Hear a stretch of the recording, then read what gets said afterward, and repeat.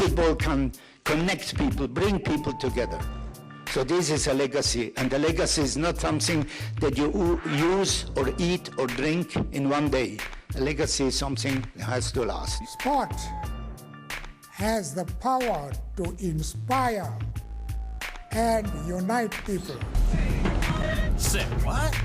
It's nice to see Nelson Mandela and, of course, the cash man, Russell Oliver, finally hooking up like we always knew they would. Remember, kids, he gives you money for your gold. And with apologies to Sepp Blatter, but in this country, we call football soccer. Now, of course, Nelson Mandela is right. Sports can and often does bring people closer together. But nothing makes sports so compelling than a good old batch of hate. And what better way to kick off Group C action than with America versus England? It's not exactly Germany versus France, but their animosity does go all the way back to the American Revolution. Well, one American who's looking to stir things up is former Yank great Alexi Lawless, who says, I would love to see the Rooney act like a baby. I said the Rooney. With all respects to England, I think they have a good team, but they maybe are not as good as they think they are. Snap!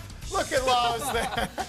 I just had to drop that. Wow. Stirring things up. Sandor, your reaction? First off, I think Sepp Blatter, if you put a monocle in him, he'd be more of a Colonel Kling type. I like to hear him go, Hogan. Yeah, but you know what?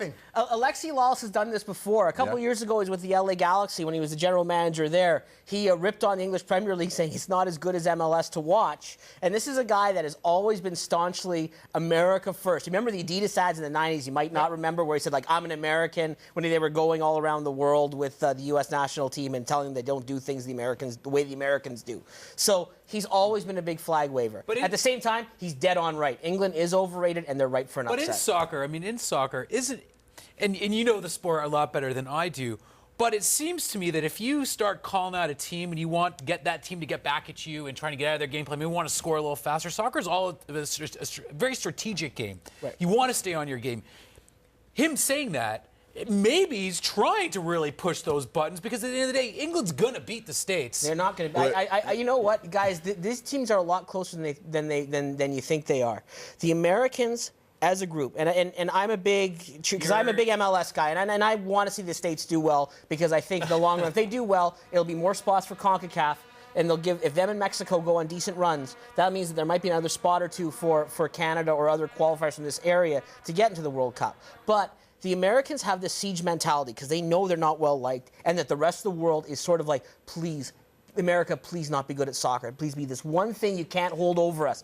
And, you know and they have the siege mentality. They know no one likes them, but they're very close. They're very united, the group of guys. What exactly are you saying as the AmeriCanadian on the panel here? What exactly are you guys saying about our siege mentality here? No, no one likes you. I mean, there's, you know, most of the world does not like you. Pull this mic off and beat you like a Listen, if you want to come over here, Strickland, I'll throw down. I will throw down. And that's what's going to happen when England and the United States face. I'm not as versed on soccer as Sandor is, but I have been following this. Alexi Lawless, that's one of his things. Yeah, totally. So is it to stoke the fires a little bit? Yeah. If it's going to bring more visibility to the game, absolutely.